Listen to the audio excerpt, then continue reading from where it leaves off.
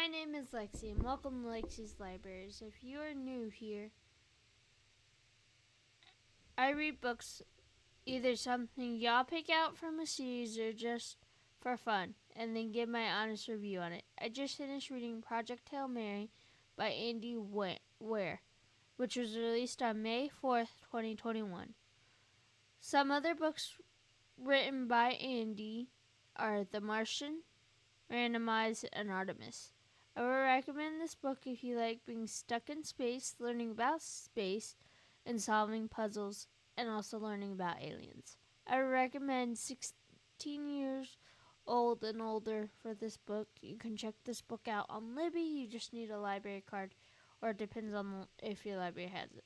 The video will contain spoilers, so if you have not read this book before, please scroll past or skip this video, so read at your own risk. On the front cover, it does depend on the one that you check out because there are two. One being having Ryan Gosling upside down with him looking like he is in a spaceship trying to figure out where he is. The second cover is an astronaut in space with a tether attached to him in a spacesuit and a planet in the background, which I personally think that this one is much more detailed than the other one. When reading the back of the synopsis, it says Ryan Grace is the only survivor on the desperate last chance mission. If he fails, humanity and the earth itself will perish. Except right now, he doesn't know that. He can't even remember his own name, let alone the assignment that he was sent to do. All he knows is that he has been asleep for a very, very, very, very long time, and he has just awakened to find himself a million miles away from home with nothing but two corpses for company. His memories slowly come back, so Rylan realizes that his impossible task now confronts him.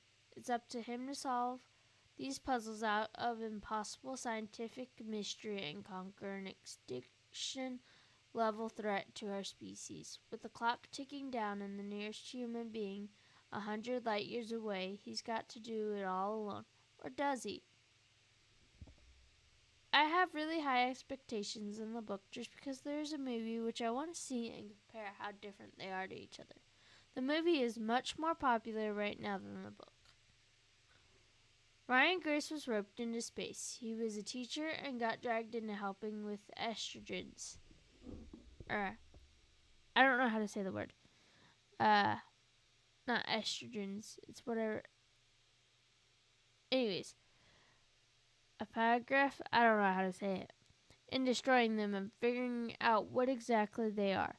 Ryland Grace didn't want to go, and so Strat had him sedated and sent away and drugged, and they temporarily gave him amnesia. Rocky is an alien that Ryland meets from planet Irid, who is also a sole survivor of his ship. So unlike the Martian in going back to Earth and trying to survive, it's more in friendship. The story was good and stayed consistent, but I will say it was slow in the beginning. My favorite character is Rocky the alien because the alien sounds so sweet and the duo with Ryland is awesome. The main points that stood out is the friendship and interspecies cooperation, meaning the core of the story is profound and unexpected bond with Ryland Grace and the sediment alien Rocky. They overcome immense communication barriers and cultural differences between the two, become partners, demonstrating the cooperation can transcend physical and alien boundaries.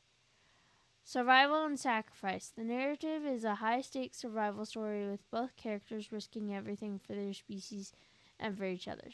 Sacrifice is a recurring element, highlight that the true bravery often means pulling the well-being of others above their own safety. Scientific discoveries and problem solving. The story highlights the concept-born aspects of science, where characters use intellectual and methical